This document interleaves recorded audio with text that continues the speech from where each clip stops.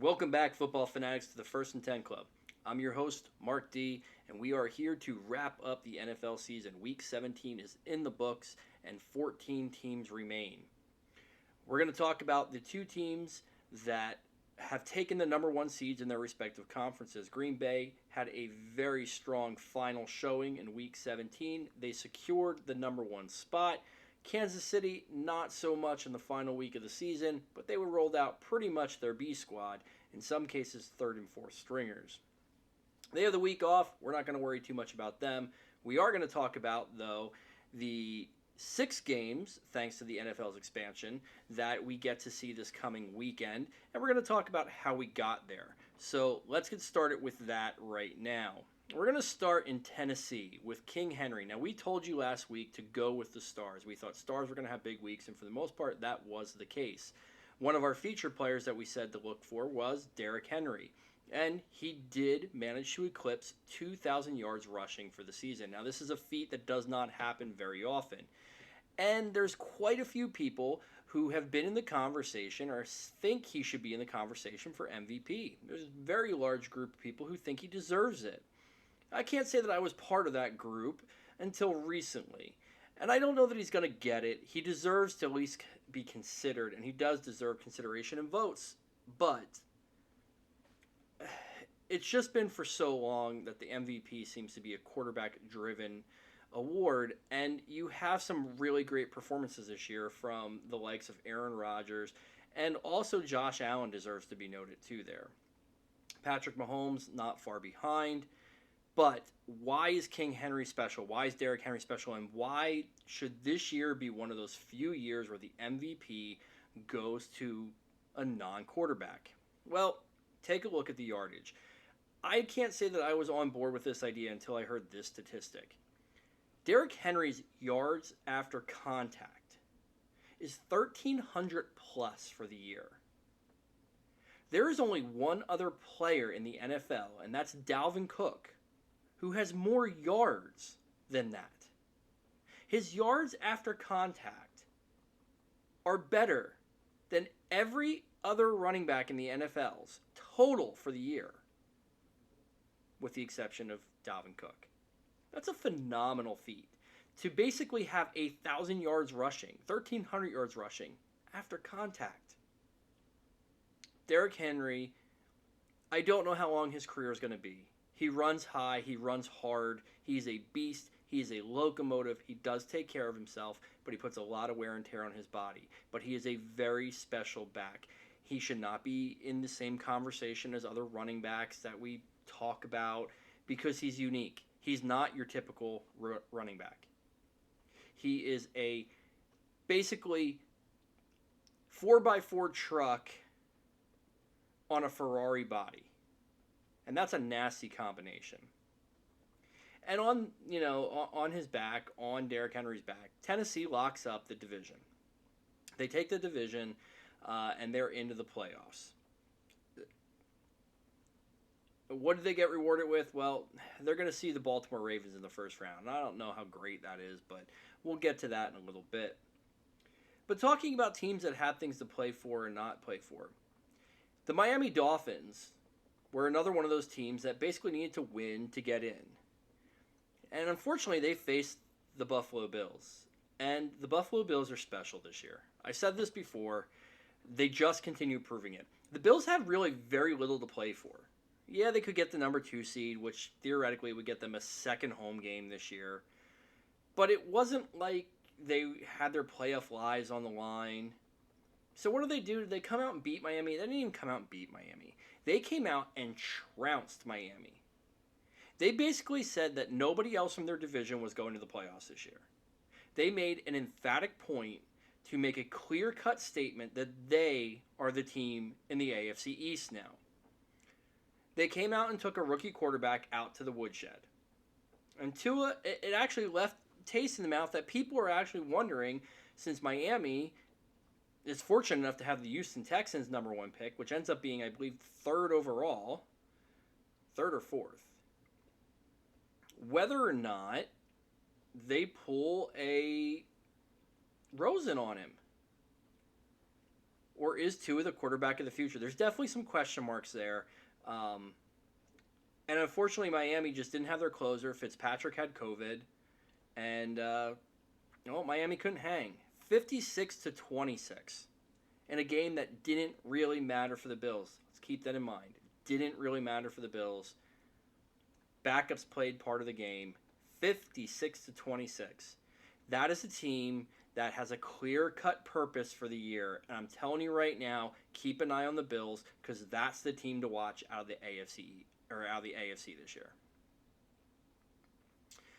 The Bills are there to go. They're raring to go. They're going to face the Indianapolis Colts this week, and they get to face the rookie phenom, Jonathan Taylor. Well, I don't know about rookie phenom. However, I told you guys throughout the year not to sell on Jonathan Taylor and to hang in there, that he was going to be playoff gold. In the last quarter of the season, Jonathan Taylor was going to pay off.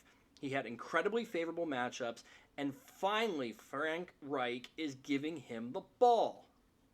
Thanks, Frankie.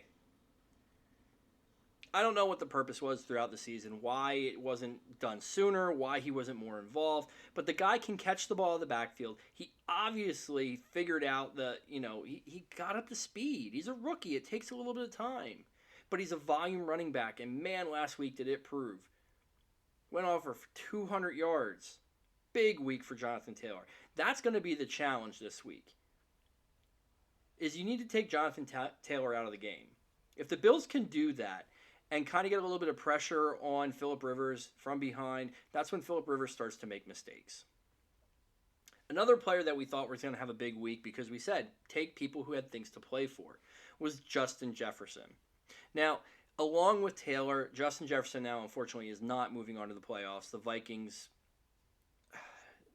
managed to just not do it again. Well, Justin Jefferson, though, is the bright spot of that team. That's surprising to say because they have Dalvin Cook. But Justin Jefferson came in and broke the rookie records for receiving, held previously by none other than former Minnesota Viking, Randy Moss. This kid's got a bright future. And believe me, Jonathan Taylor and Justin Jefferson are two names you absolutely want to remember next year when you are drafting for your fantasy teams. Jonathan Taylor, probably going to be looking at maybe a late first round, early second round pick. Justin Jefferson, you're probably going to be able to grab a little bit later on. That's going to be this year's DK Metcalf, Terry McLaurin's, A.J. Brown's. That's going to be the Justin Jefferson category. You're going to be able to grab him in the third, fourth, maybe fifth round, and that's where you get those fantasy values. So don't forget about that. The sad part is he plays on the Minnesota Vikings. And we talked about heading into last week our bold predictions. I said 4 coaches were going to get fired. Well, so far 3 of them have gone. Thank God, Adam Gase, goodbye. Don't let the door hit you on the backside on the way out. The Jets finally have moved on. About 17 weeks too late, in my opinion. But, hey, you are where you are. You're picking second. What that means for you, who knows? Because now you're going to have a different regime in there. Are they taking one of these upcoming quarterbacks? Do they continue to just fortify the offensive line? God, could you imagine Perel with Becton? That could very quickly make the New York Jets one of the best offensive lines in the league. Or do they trade Darnold? There's so many things that could go on with the Jets, and we're not going to waste our time in this show talking about the Jets. But Gase gets fired. Doug Marrone got fired. Anybody who was kidding themselves that Doug Marrone wasn't going to get fired this year, that he wasn't a lame duck coach once the GM was gone, well, exactly that. You were kidding yourself. And then Anthony Lynn and the Chargers, and some people were surprised by this. I wasn't. I wasn't surprised. It was one of the names I said I thought was on the hot seat. If they don't have confidence in him, which obviously they didn't because they handed him his pink slip, you're not going to waste time with him and Justin Herbert. You're going to get a coach in there that you feel can take Herbert to the next step and get to a point where you're challenging the Chiefs for the division. So that's 3. I said 4 coaches were going to get fired. I still think 4 coaches are going to get fired.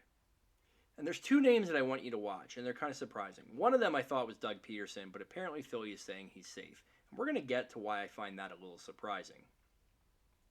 However, the two names I want you to keep in mind is one is Zimmer, Mike Zimmer of the Minnesota Vikings. I'm just surprised that they just keep allowing him to kind of muddle in mediocrity. And I think it's proven that there's some good talent on this team, and yet somehow they just never get over the hump. And if they do, it's a 1 year and done. He could be that late coach that gets fired kind of after everything kind of is said and done. And the other coach that you guys are probably going to be a little bit surprised about, I still think Matt Nagy is on the hot seat. Okay, why? Well, yeah, he made the playoffs, but I mean, did he make the playoffs? Like, he limped into the playoffs. And the fact of the matter, the fact that they even got there, I think, is a small miracle. Keep in mind, this is the guy who benched Mitchell Trubisky for Nick Foles, who wanted Nick Foles there. And what did Nick Foles do? You were 3-0 when you benched him. You were 3-0. 3 wins, no losses when you benched Mitchell Trubisky. And what happened? You went on to lose 6 games in a row. That's crazy. That's just absolutely crazy to me. Now, I'm not saying Mitchell Trubisky came in and lit the world on fire. He did have some great statistical games, but there's a big question mark as to whether or not he's the answer there, or do the Bears go in a different direction. But I think if the Chicago Bears come out this week and just look abysmal and like they don't belong, I think this is a game where Nagy is coaching for his job. And I think he kind of knows that. Keep in mind, remember the year that the Tennessee Titans got into the playoffs with Minuski?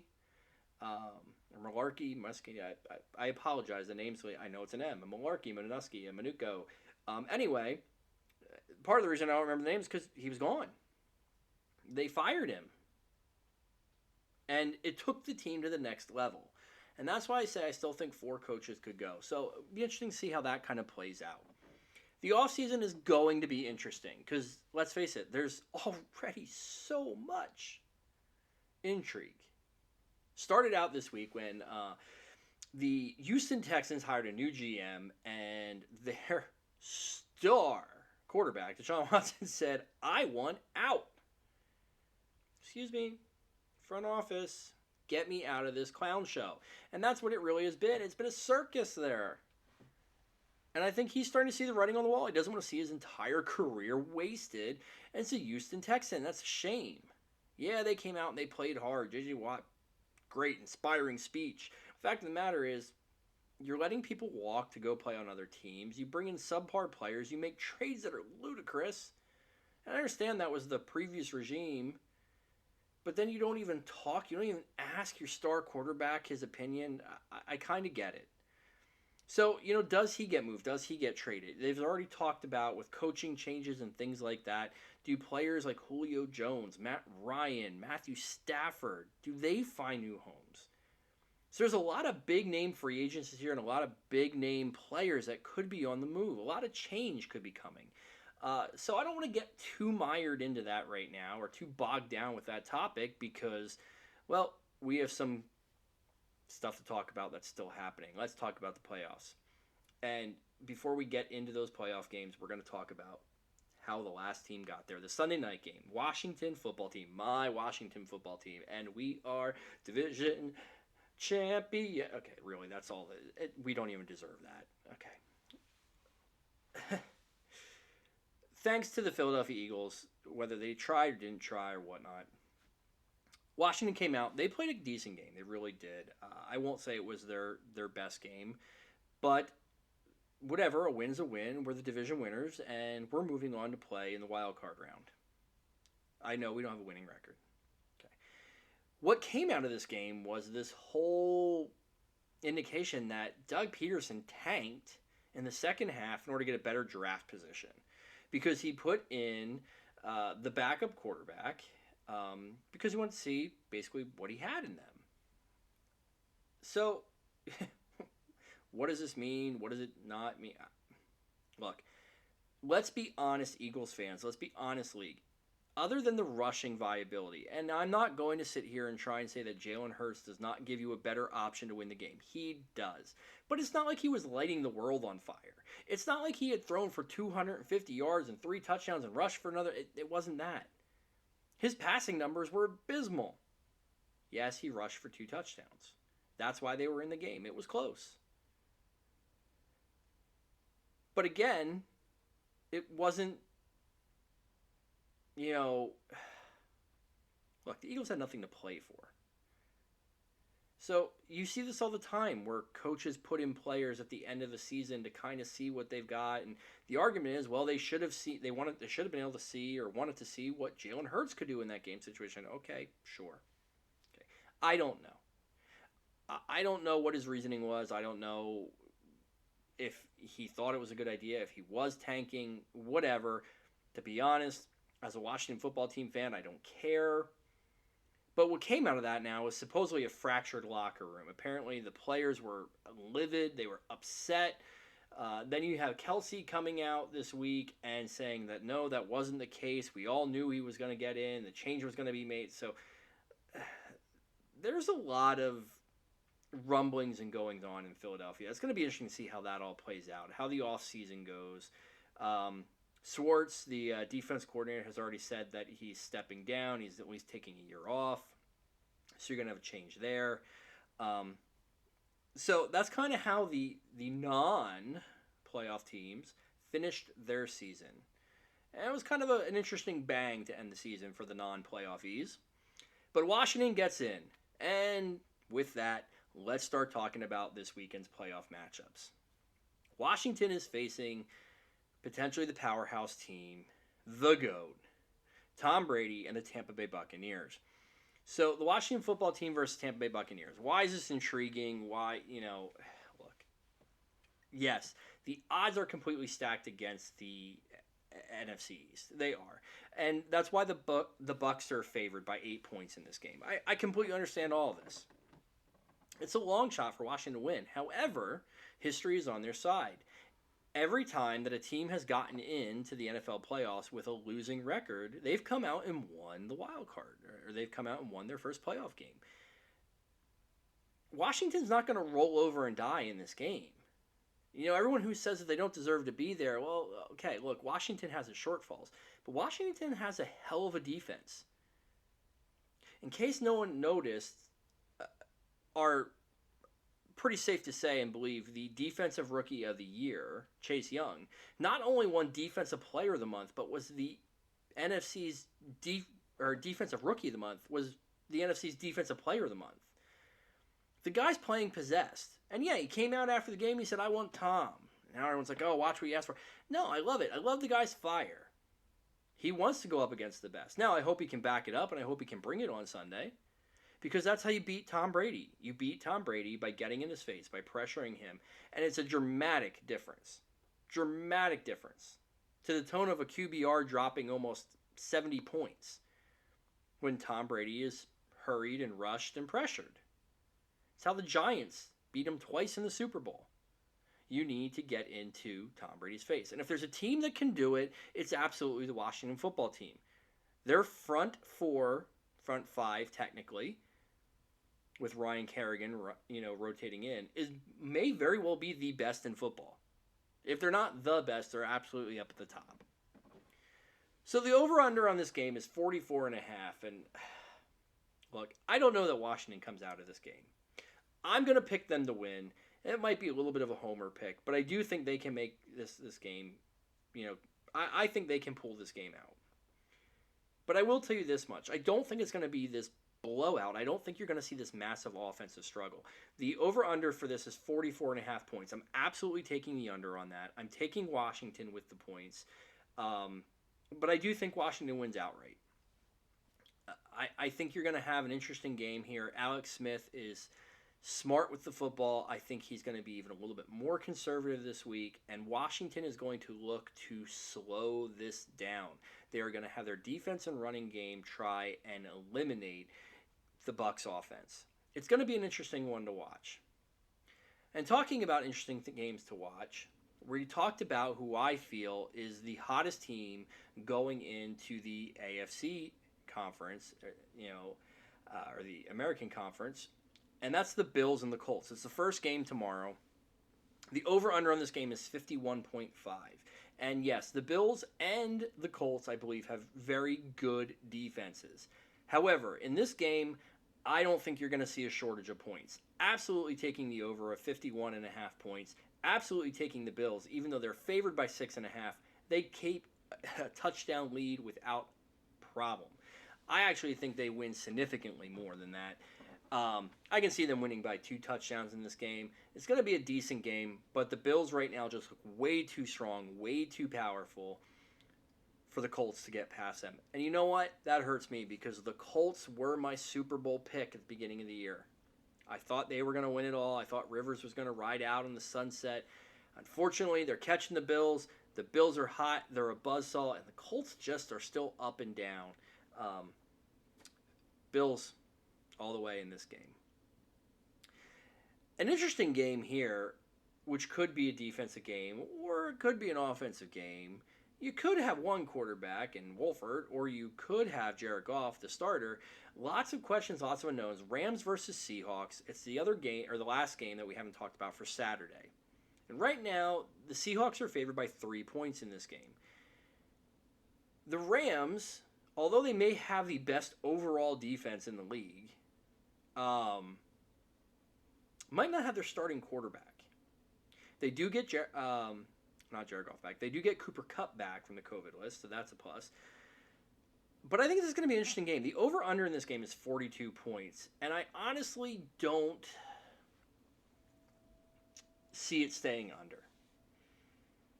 I know there's defense here, but this is going to be a game. I think there's going to be points put up. It's rare in playoffs that you see these stymied defenses come in, and both these teams are capable of putting points on the board. Wilson has not looked like himself. This would be a great game for him to break out. I do believe the Seahawks advance, taking them with the points, but Seahawks easily over 3 points. Beat the Rams, and I'm definitely going the over on this one. Heading into Sunday's game. Well, we talked about this one a little bit. You have the Baltimore Ravens versus the Tennessee Titans and King Henry. Well, the bad news about this one is I don't see Derrick Henry just imposing his will in this game. I believe Harbaugh and the Ravens are going to be smart enough to do 2 things. One, I think they're going to be able to put some points up on the board, and I think they're going to be smart enough to limit, keyword here, limit. Didn't say eliminate, limit Derrick Henry. Still think he can get a buck, 100 yards, and a touchdown easily. This is going to be a back-and-forth game, and although Tennessee's defense seems to be pretty much a sieve, and Baltimore's is usually one of the better ones, I definitely think it's going to go tit for tat in this. I think Tannehill comes to play. I think the wide receivers come to play. I think points go around here. The over-under on this one, 54.5. Give me the over all day. Baltimore favored by 3. Sorry, that's not the wild card that's going to do it for me this week. I know there's always a wild card team that upsets and so forth and so on. I just think Tennessee is too strong. And I'll be honest, I think the Tennessee Titans are the biggest threat to the Buffalo Bills. You heard it here, not the Kansas City Chiefs. I think Tennessee is. So I'm taking Tennessee in this one outright. Next, the Bears versus the Saints. Now, don't get me wrong. I think there could be some points in this game. I think that, I think the Bears could come to play. The Bears have a good defense. Mitch Trubisky's not horrible. Montgomery's kind of come alive. But the Bears don't deserve to be here. They're not quite there yet. And I know that's saying a lot because it's coming from a fan of a team who doesn't have a winning record. But I just don't think they're in the same class as the Saints. That's all I can say. I just don't think they're in the same class. The over-under on this game is 47.5. I think it just goes under. I could see 45, 46 points in this game. And New Orleans is getting 10 points. I don't see it happening. I think New Orleans wins the game, but I'm taking Chicago with the points. And then the last game of the weekend, the Wildcard weekend, the Cleveland Browns. Congratulations to the Cleveland Browns, who barely squeaked in to the playoffs. And what happens? How do they get rewarded? Well, they get a rematch, and they're not facing backups this week. So it's Cleveland versus Pittsburgh. Oh, the storyline's great. It's the rematch. There's no backups. Cleveland barely beat the second stringers. Pittsburgh has this game by a landslide, right? I want to say no. I want to pick Cleveland so bad. But what happens? Well, we're going to talk about this a little bit more later, but Cleveland is still dealing with COVID issues. The sad part about this is Cleveland has not gone to the playoffs in over a decade.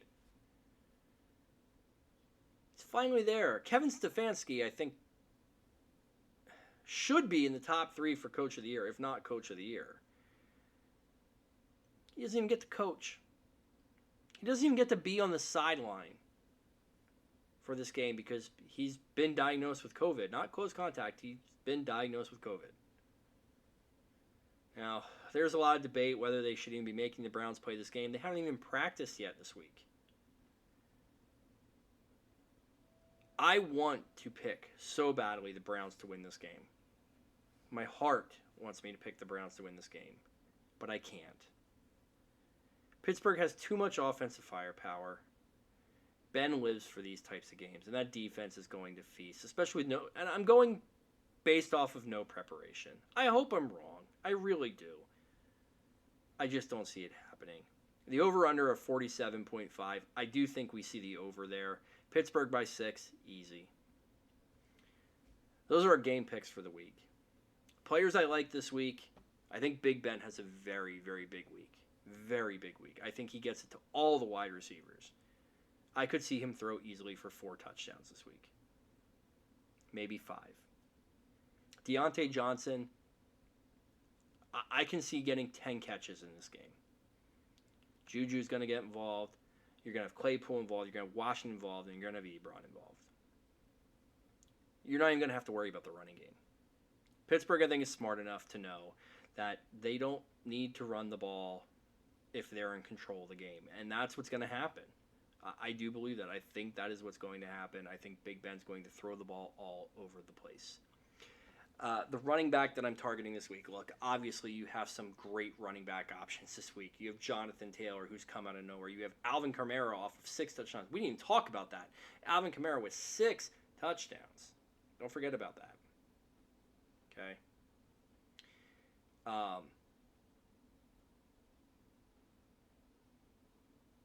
So we know Alvin Kamara can put up points. We know Derrick Henry can put up points.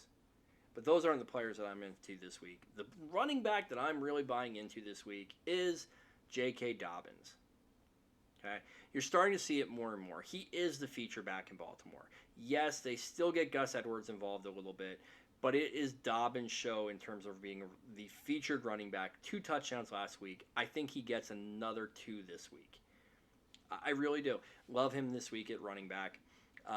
Wide receiver that I'm picking, partially because I think this team, like I said, is special, but I think Stephon Diggs is just trying to prove something this year. I think he has a fire in him that he hasn't had in his career. I absolutely love his opportunity this week. Rocky Sin may not even play this week. It depletes the Colts secondary. Diggs, I think, is a lock to go off. And then finally for tight end, well, this is kind of the interesting one.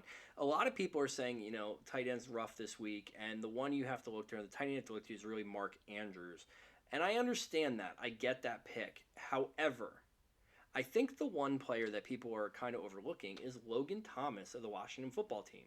If there is a weakness in Tampa Bay's very good defense, it is against the tight ends. I think Logan Thomas has a big week as a safety valve. I think he gets peppered with a lot of targets. I think he catches another touchdown this week. So absolutely loving Logan Thomas this week. So, okay, we talked about players we like. We talked about the games. Look, it's going to be a great week. As we run out the clock here, first things first, before I get to my rant this week, because I do have a rant this week. First things first. What is it with the Pittsburgh Steelers this year? Are they the source of coronavirus? They are like COVID kryptonite. They want to complain and they want to boo-hoo that, they've had such a rough go of it. But why does it seem that any team that plays the Pittsburgh Steelers seems to end up with a COVID outbreak? I don't understand it. I don't get that. But has anybody else noticed that? Maybe it's just me. I don't know. My final kneel down of Wildcard weekend. We talked about what happened in the Washington-Philadelphia game. The interesting thing was, if Philadelphia would have won that game, the New York Football Giants, would have gone as the division winner with a 6-10 record. Joe Judge, the superstar coach, 1 year in, coached to 6 wins, comes out and goes off on the Eagles. And Doug Peterson, a guy who has a hell of a coaching resume and a guy who has a Super Bowl trophy, that he quit, that he tanked, that he cost the Giants a chance at the playoffs in the division. I'm sorry. Excuse me? You, Mr. Joe Judge, are the biggest loser on the planet. Because you uttered the words that you put your playoff hope and fate solely on the backs of another team. I'm not saying other people haven't done that, but they don't come out and call out the other team. It's great. I'm glad that you say you will never do that as a coach in the NFL.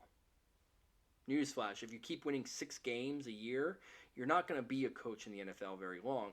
And here's an idea. If you want to win the division, win the division.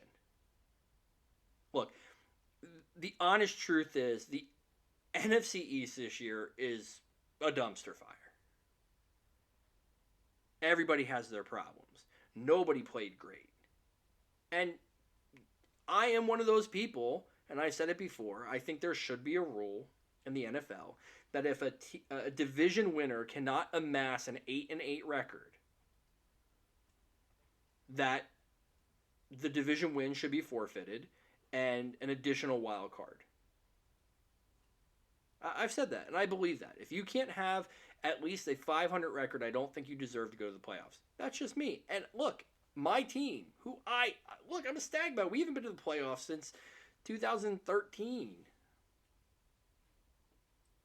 Is the one who benefited from this. But who the hell do you think you are? Why do you think you have the right to come out and call out another team? Because you couldn't get it done. Because you couldn't coach your team to wins. That's ridiculous. That's the most asinine thing I've ever heard from a coach. Shut up. Tuck your little tail between your legs. Go back, retool, come back the following year, and win the division. Get your team to actually win games. That's all I have to say.